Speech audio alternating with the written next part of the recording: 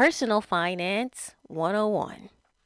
Let's talk about debt, baby. Let's talk about you and me. Let's talk about all the good things and the bad things that make me. Let's talk about debt. Let's talk about debt. Yes, y'all. I had to mix things up a bit and keep you on your toes. Of course, I'm not a singer or a rapper, but hey, why not, right? That was a spin on the classic 1990s salt and pepper song, Let's Talk About Sex. But let's talk about it. No, not sex, but DEBT. Debt, that is. Let's talk about debt.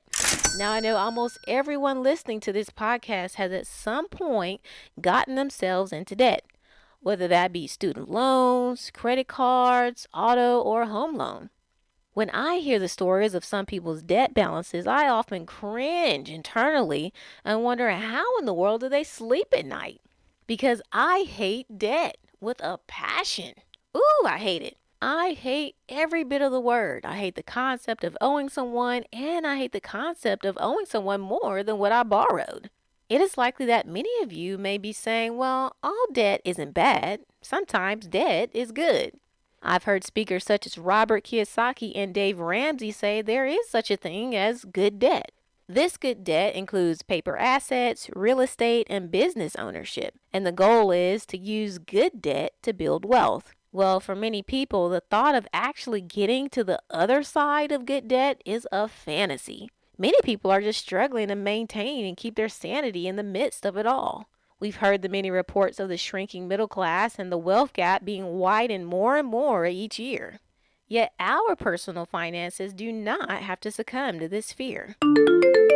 While there are tons of external factors that are prohibiting us from reaching our financial potential, I still believe we can do our best to maximize the income we get by wisely managing what we have. One of the ways to do this is to educate ourselves. We simply cannot be passive about money and expect to reach our goals and dreams. I'm sorry, it just doesn't work that way. The only people who can afford to be passive are those individuals who were born with a silver spoon. They at least have a head start at financial passivity, but even they can't do that for long. So with that said, we all have to educate ourselves. One way to do this is to start listening to financial videos or reading personal finance books. If there are terms you hear in those mediums that you aren't familiar with, look them up. We should understand these financial terms and definitions and how they can work for or against us. It's important that I lay the groundwork of financial education down first because it'll be incredibly difficult for anybody to tackle debt without first educating oneself on the system set up to entrap you into debt into the first place. Whatever debt you have, one of the first things you need to do is locate what the finance rate or charge is that is attached to that account. For instance, if you have a credit card, find out what the APR is on the card. Typically, most credit cards start you off with an APR of over 14% with a monthly revolving interest rate, which means every month your credit card company is charging you an additional 14% of the balance on the credit card. Ouch! How can you win just paying off the minimum? Guess what? You can't. The credit card system is designed to keep you entrapped into debt. Now, what you can do is educate yourself and find ways to beat them at their game. Right now, I'm going to give you two that have personally worked for me.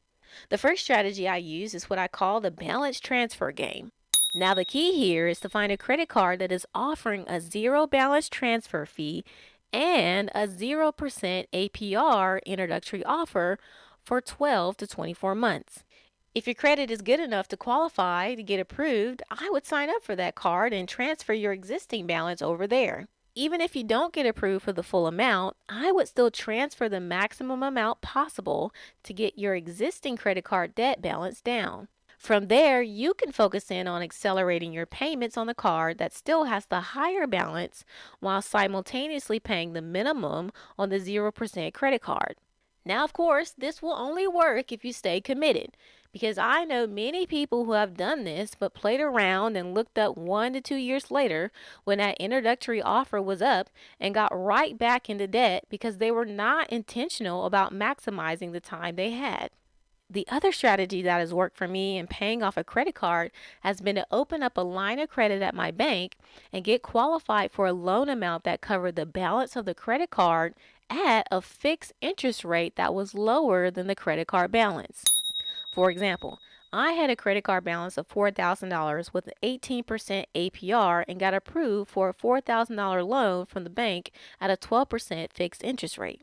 After the bank cut me a check for the $4,000, I then went and took that money to pay off the balance on the credit card and then began repaying the line of credit, which had a much smaller interest penalty.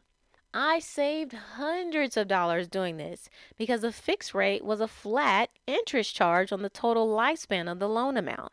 Unlike the credit card that kept hitting me with a high interest charge on the monthly balance that wasn't going down fast enough. There are many other strategies that can work for you. I've merely given you two to get started. The whole point is to educate yourself about your options if you are serious about getting out of bad debt.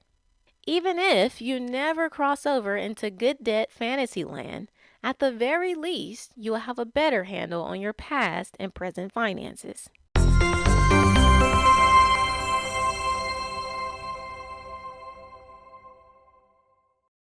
For more content and to download copies of my ebooks, go to simplelifeconversations.blog.